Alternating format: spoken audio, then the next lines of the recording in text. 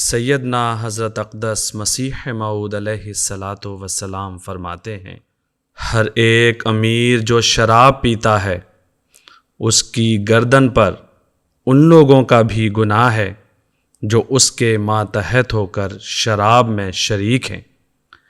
اے عقل مندو، یہ دنیا ہمیشہ کی جگہ نہیں، تم سنبھل جاؤ۔ تم ہر ایک بے اعتدالی کو چھوڑ دو، ہر ایک نشہ کی چیز کو ترک کرو۔ انسان کو تباہ کرنے والی صرف شراب ہی نہیں بلکہ افیون، گانجا، چرس، بھنگ، تاڑی اور ہر ایک نشہ جو ہمیشہ کے لیے عادت کر لیا جاتا ہے وہ دماغ کو خراب کرتا اور آخر ہلاک کرتا ہے، سو تم اس سے بچو۔